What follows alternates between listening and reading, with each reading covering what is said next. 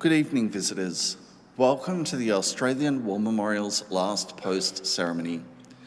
My name is Troy Clayton, and joining us today from the Australian Army is Warrant Officer Class 1, Joanne Davey.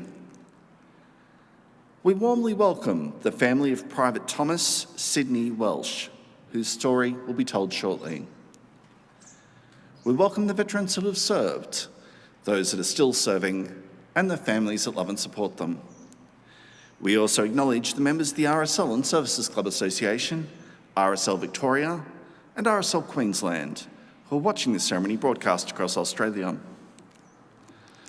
During this evening's ceremony, wreaths will be laid at the base of the Pool of Reflection by family and visitors to the memorial. If you're able, please stand and join in singing the National Anthem.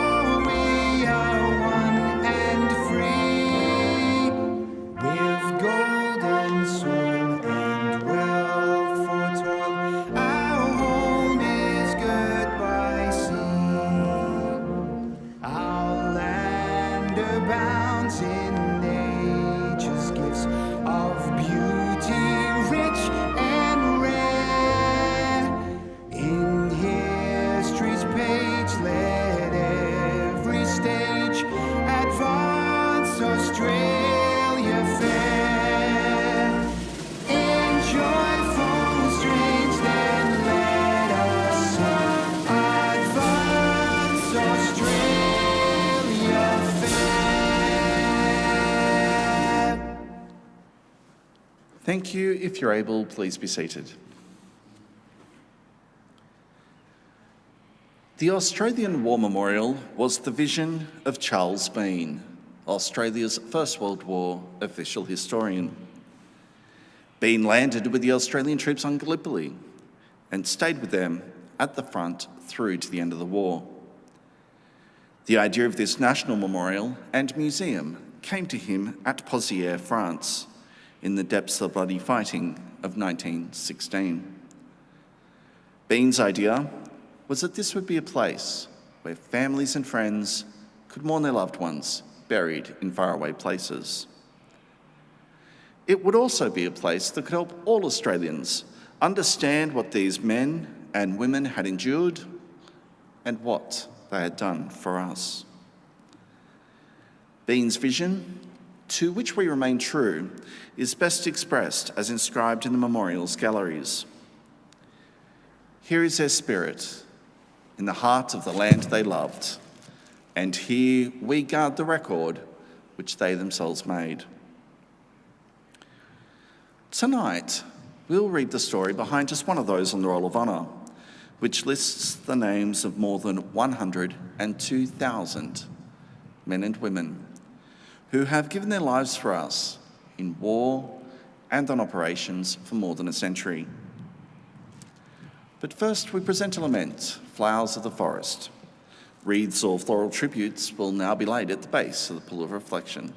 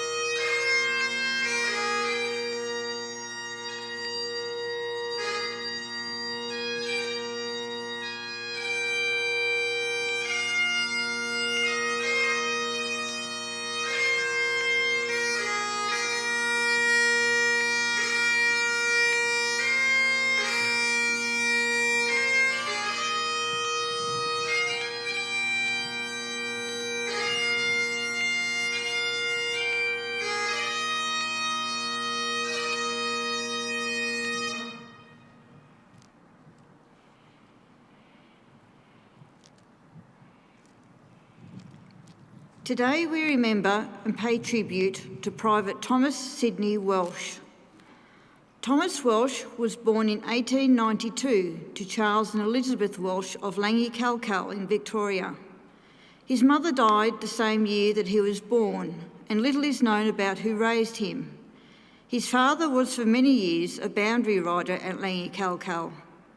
Thomas attended school in Trawalla and went on to work in the district as a labourer. His father died in early 1914, and the children of the family later scattered. Thomas Welsh enlisted in the Australian Imperial Force in October 1916, having been turned down at least once before on medical grounds. As the war went on, the AIF struggled to maintain its numbers in the face of high casualties and a falling enlistment rate, so men with minor health problems, such as Thomas Welsh, were accepted for service. He underwent a brief period of training in Australia before leaving for active service overseas in November 1916, with reinforcements to the 24th Battalion. Private Welsh was first sent to France, where he continued training on the Western Front for some months. He joined his battalion on the battlefields of the Western Front in May 1917, shortly after it had participated in the Second Battle of Bullecourt and had taken almost 80% casualties. As a result, the battalion did not take part in further fighting until later in the year. On the 4th of October 1917, the 24th Battalion took part in the capture of Broodcinder Ridge. Despite being met by attacking German troops, the Australians pushed through to gain their objectives after a vicious fight. During the attack, Private Welsh was struck by shrapnel and wounded in his wrist and upper arm. He was taken to hospital in England to recover. Welsh spent the next 4 months in England, first recovering from his wounds and later being treated for a condition related to that which prevented his early enlistment. He rejoined his battalion on the 4th of February. 1 month later, the 24th Battalion entered the front line near Warnton in Belgium. The men were well rested, having been training behind the lines for some weeks. The day after entering the front line, the German artillery put a heavy barrage down on their position. On the 8th of March 1918, probably during the heavy artillery bombardment, Private Thomas Welsh was killed in action. He was buried near where he fell, and a cross was made for his grave by Private G.S. Brown. His body was later recovered and reinterred in the Burke Cemetery extension at Pleegstert in Belgium, where it lies today under the simple words, unselfish, kind and true. He was 25 years old. His name is listed on the Roll of Honour on my right, amongst almost 62,000 Australians who died while serving in the First World War. His photograph is displayed today beside the pool of reflection. This is but one of the many stories of service and sacrifice told here at the Australian War Memorial. We now remember Private Thomas Sidney Welsh, who gave his life for us, for our freedoms, and in the hope of a better world.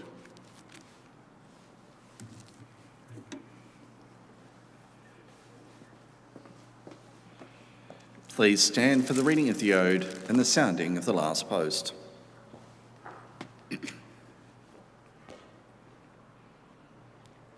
They shall grow not old, as we that are left grow old.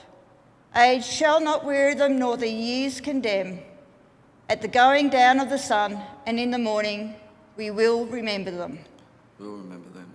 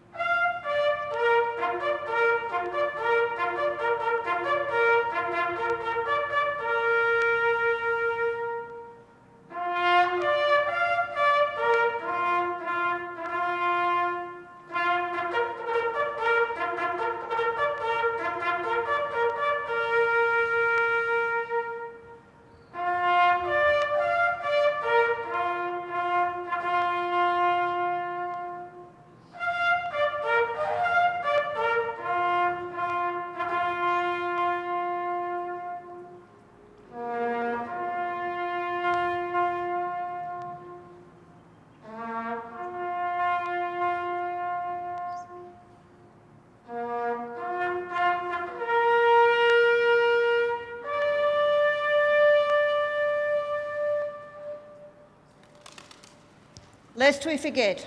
Lest we forget.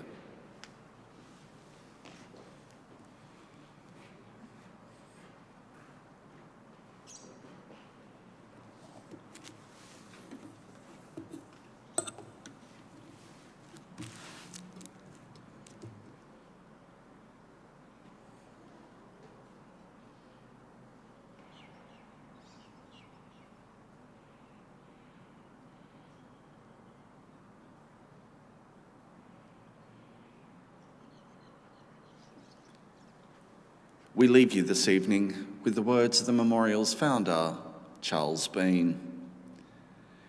Many a man lying out there at Poziere or in the low scrub of Gallipoli with his poor, tired senses barely working through the fever of his brain has thought in his last moments, well, it's over. But in Australia, they will be proud of this. Ladies and gentlemen, girls and boys, that concludes the last post ceremony. On behalf of the Director and staff, thank you for visiting the Australian War Memorial today and for your continued support of the Memorials Development Project. And we wish you all a very pleasant evening. Thank you.